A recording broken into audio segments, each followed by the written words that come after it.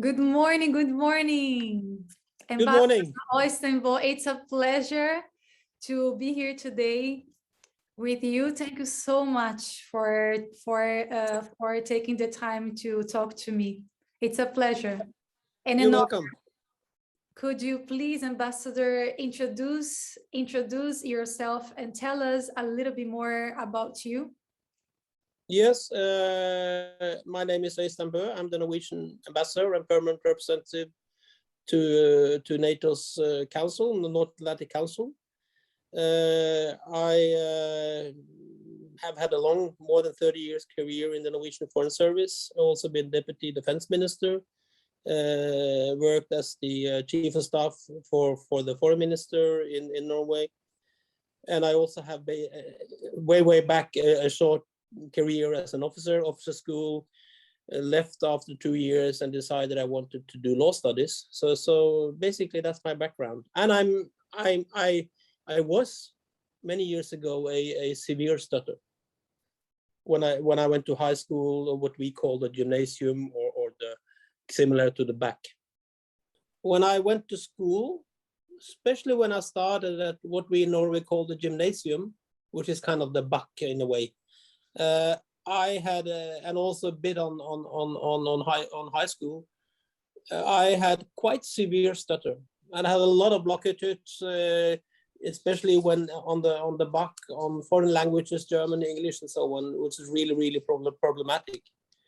And then so I got some very good help when I was kind of 15, 16, 17, and we have in Norway kind of a national center for people with speaking problems or speaking challenges. So I did some time with a very good Norwegian logopedist for a couple of years, 2-3 years, and then we had some. I ended up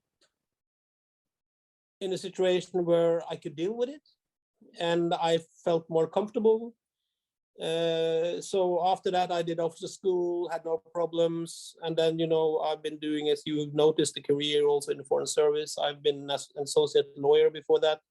So sometimes there is kind of a big pressure, and then sometimes I end up with some small blockages. When did you start stuttering, and how did you overcome the fear of stuttering to become a diplomat, which is actually a role that requires public speaking? Yeah, I've always been speaking very quickly, rapidly. So, and I think that is one of the definitions they gave me. I started stuttering when I was a child at school. It became more severe when I was like 13, 14, you're a teenager, you're becoming more uncertain. And when I came to the back or the gymnasium, I struggled particularly in foreign languages, and there was more pressure at school, and I had some real kind of severe blockages. We dealt with that. We can maybe speak a bit of that later. And I never thought of my stuttering as something that could prevent me from doing what I wanted. And I've always had a dream of joining the Foreign Service. Actually, when I went to officer school, like 20 years old, I wrote for the papers. I was too young, but then I did law studies, and I worked in a law firm and had a possibility to get into the Foreign Service, and I never thought I couldn't do this because I stutter. Stuttering has to me never been something that had prevented me or even given me the idea of not kind of living my dream, so to speak. That's amazing, because so many people who actually have a speech like impediment, they struggle to believe that they can do whatever they want to do, they can be whatever they want to be in life. And how do you deal with the challenges of this fluency to grow in your diplomatic career and become an ambassador? Well, I hope that I become an ambassador because people think I've done good work. But as I said, basically I had good help when I was about 16, 17, 18, and to kind of have some logoped working with him on my stutter. And I remember that one, when we do the blockages, we actually kind of do tricks to take the attention away from that you have problems saying what you want to say. And he said to me, well, you have to remember, if you have this very, very nice sweater that you want to keep, because it gets worn and you have to throw it away at some point. But if you put it in the closet, then it's just as fine when you take it out again. And it's a bit that also with the stuttering. If you do these tricks that we do when we stutter, some people stamp their feet, some blink with their eyes, and we do these repetitions all the time, then it's like putting that sweater in the closet and the stuttering doesn't get away. So what I learned was to always meet the blockages, try to avoid repetition, try to kind of push the sounds forward, not start anew again, because that's kind of tricking it away. So that was a very, very helpful way of dealing with the stuttering for me.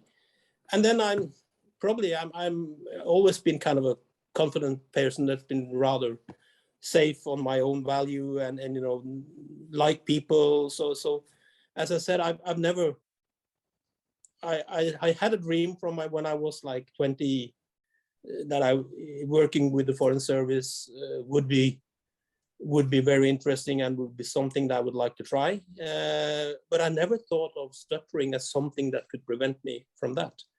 So and in this career, becoming an ambassador, that I think that's hard work. No matter whether you stutter or not, you have to work hard, and you have to, and if you stutter, it's still the inside of your head that you have to use when you work and when you do diplomatic work, and the inside of your head never stutters.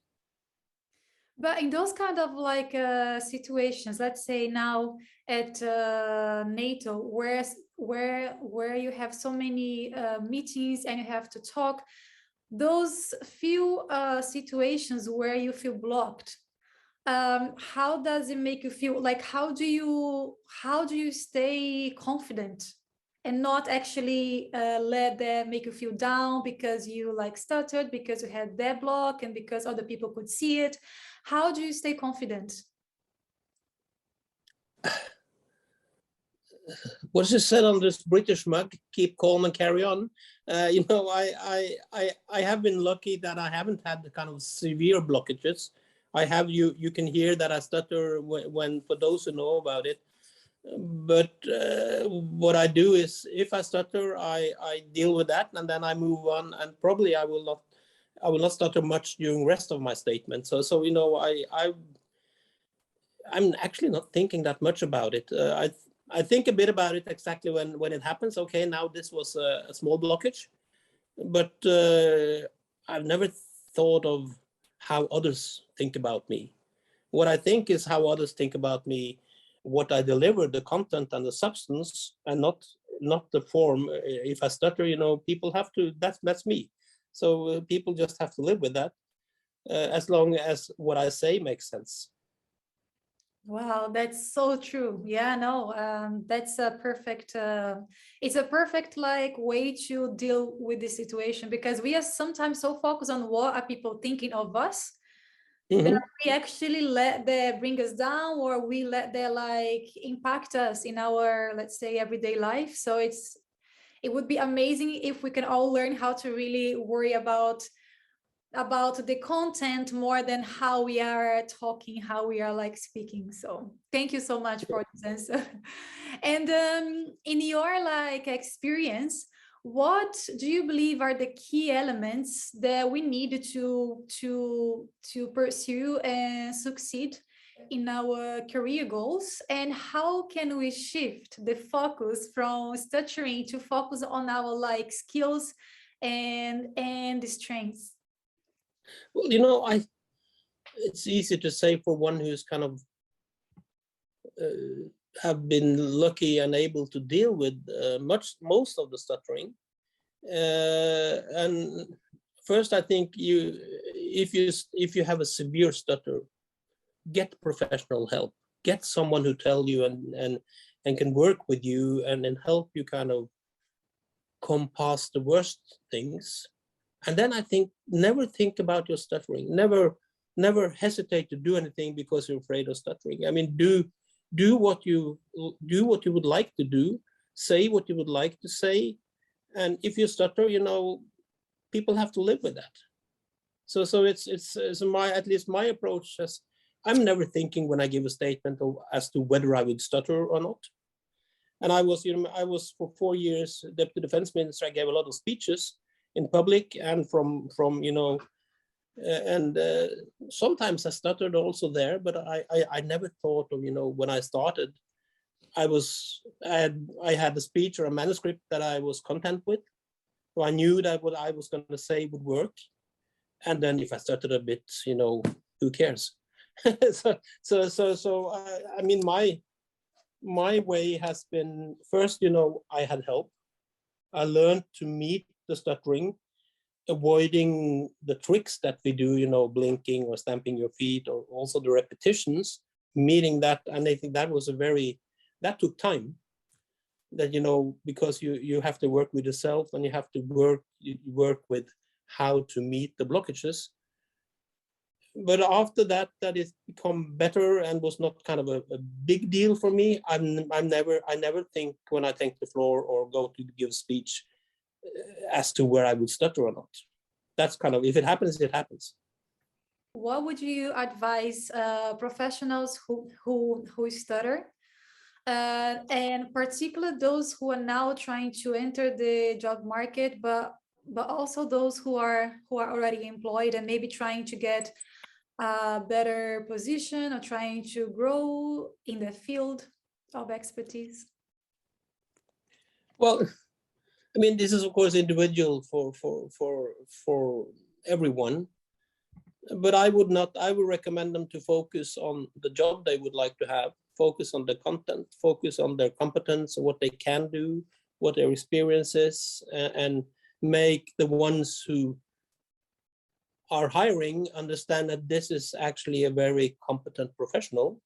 And then if you, depending on how obvious and hampering your stuttering is, I mean, you have to be open with that. But I would also, as I said earlier, if you feel that stuttering is hampering you, get some help. If you haven't done it already, go and you know, see people who actually have been working with stutterers all their life, and they have some very good advice. It's also a training issue. It's kind of training on how to meet the blockages, so that, you know, that's focus on what you're worth, focus on your competence, focus on your experience, and be open on your stuttering. And if you feel it's a problem, get help. Thank you so much, Ambassador Øystein Bø. It's a pleasure. Thank you so much for all of these like encouraging words. It's so nice to see people who like inspire us, who despite the challenges that they have been through, they manage to succeed and keep going. So it's really nice to be able to hear your own like experience and learn from you. So thank you so much. Just as a finishing remark, so the people who stutter a lot, don't believe that I take this lightly, because when I did kind of the speech training, I was defined as fast as a rapid speaker, which kind of I spoke too quickly that I stumbled and started stuttering. But some of the people I met in our kind of groups when we work together, I mean, I know that there are stutterers who have a much worse situation than I have, but I still believe it's possible to win over it, so to speak, and to work with it. But focus firstly on that, you know, I'm me. I know what I can. I know what my competences are. I have the exams, so, you know, I don't want to let stuttering hamper me. And also, it's interesting to notice that the more you think about like stuttering, the more you tend to actually like stutter. When I don't think about it, I'm more fluent. When I think about, when I'm like scared, I will stutter. No, definitely. And thank you so much for the initiative, and because there are quite a few people around who see this as a challenge. So thank you so much for your initiative also.